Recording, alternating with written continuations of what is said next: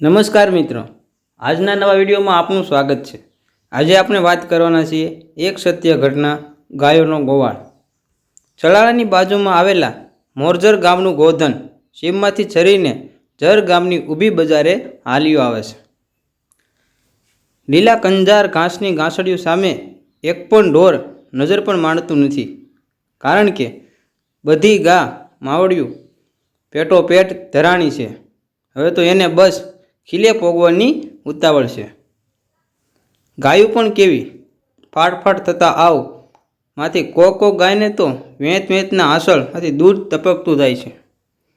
મદ મસ્ત આથણિયું જેવી ગાયો મોરજરની બજાર ગજાવતી જાય છે। કોઈ ગાયના શીંગને પિત્તળના ખોભળા જડિયા છે, તો કોકના કાનમાં સંખ્યા ઝૂલી રહ્યા છે, તો કોક ગાયના ડોકની રણકંઠથી ડોકરિયું વાતાવરણમાં સંગીત પૂરી રહી છે। ગામના દરબાર દેહાવાળાની ડેલીએ આજ સોરડા ગામના રાવત શેખવા નામના દરબાર અને આરે બીજા 5 કાઠીઓ મહેમાન છે।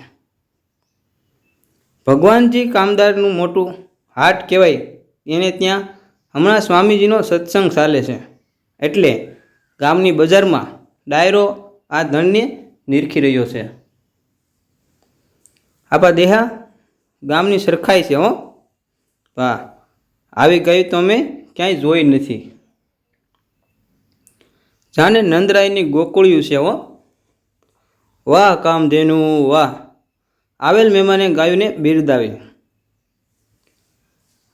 હા બા, નકરી ગાયું નહીં, આ ધનનો ગોવાળ ઈથી સડી જાય એવો છે। આપા દેહાવાળાએ જવાબ દીધો, તો ઈ ગોવાળને જોવો પડશે, હો।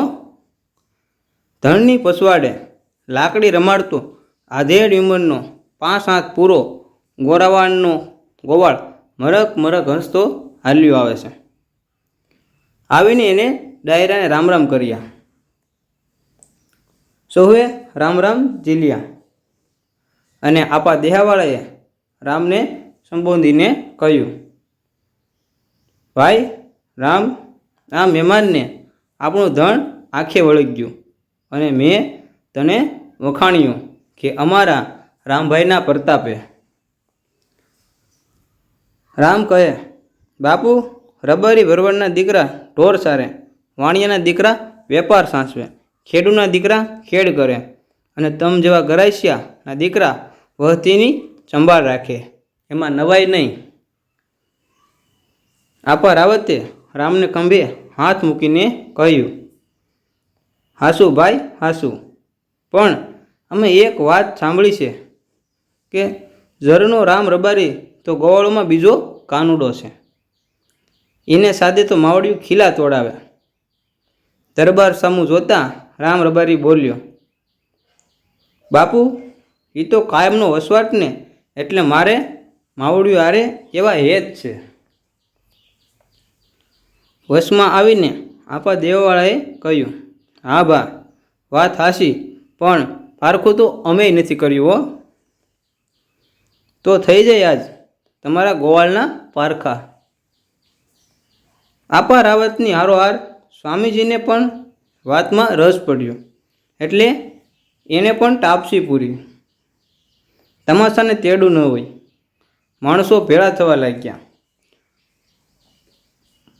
આપા દેહાવાળાએ રામની સામે જોયું।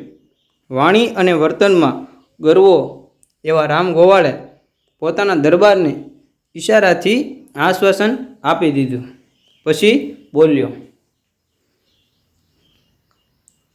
બાપલાવ, વાત તો હાસી, પણ મારી માવડિયું ભૂખ્યું પાછી ન જાય, સાવ કોરું કોરું કામ ન થાય। આપા રાવતે કહ્યું, ભલે બાપ, જો ગાયું તારી વાંભે આવે તો તને દૂધની ભેંસ દઉં। ના આપા, મારે કાંઈ ન ખપે, પણ જો ગાયું આવે તો ગામનું મહાજન 2.5 ખાંડી કપાસ્યા મારી માવડિયુંને જારે, અને જો ન આવે તો આ લાકડી કોઈ દી હાથમાં ન લઉં, આ મારી શરત છે। ભલે બાપ, રંગ છે તારા ગોપ્રેમને, તો હાલ પાદર। કહીને દરબાર દેહાવાળા સહિત કમઠાણ પાદર આવ્યું. અકડેઠઠ મેદની મોરજર ગામના પાદરમાં ભેળી થઈ છે, કારણ કે લોકોને આવી ઘટના બહુ ઓછી જોવા મળે છે. બધાયની આંખો ગોવાળ રામ ઉપર મંડાયેલી છે અને બરાબર સૂરજનારાયણને ડૂબવાને ટાણે રબારી રામે આંખ દીધી. ભલે બાપ ગંગા હે મારી જમુના, ભણે બાપ કાબરી મારી ગવલી નીલડી.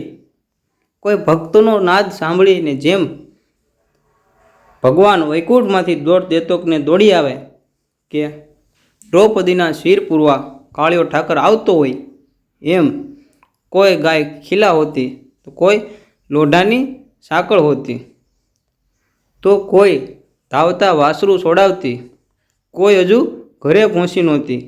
એ પૂછડાના ઝંડા ઉલાળતી ઊભા કાન સાથે દોડતી દોડતી રામને ફરતી વીંટળાવા લાગી. આખા ગામની ગાયો થોડી જ વારમાં પૂગી ગઈ ને પાદર જાણે સવારે હોય એવું સંધ્યા ટાણે ભરાઈ ગયું. દરબાર દેહાવાળાએ રામને બથમાં લઈ લીધો. બાપ, તે તો આજ મને ઉજળો કર્યો. આપા રાવતે એક દૂધની ભેંસ રામને બક્ષિસ કરી અને ગામના મહાજનને અઢીને બદલે 3 ખાંડી કપાસિયા આપીને રામને રાજી કરી દીધો. એમ કહેવાય છે કે જ્યારે આ રામ રબારીનું અવસાન થયું ત્યારે તેની શમશાન યાત્રામાં ગામની ગાયોનું ધન પણ હારોહાર શમશાન સુધી ગયેલું અને રામના દેહને દાત દેવાનો ત્યારે તમામ ગાયોની આંખોમાં શ્રાવણ ભાદરવો વર્ષે એમ આંસુડા વહ્યા હતા.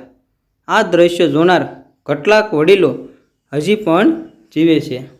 આ વાત કાનજીપુટા બારોટ દ્વારા કહેવામાં આવેલ છે. મિત્રો, તમને જો આ વિડીયો પસંદ આવ્યો હોય તો વિડીયોને શેર કરો, વિડીયોને લાઈક કરો, તેમજ આવા અવનવા વિડીયો કે જીવનમાં કંઈક શીખ આપે તેવા વિડીયો જોવા માટે અમારી સાથે બન્યા રહો. આભાર.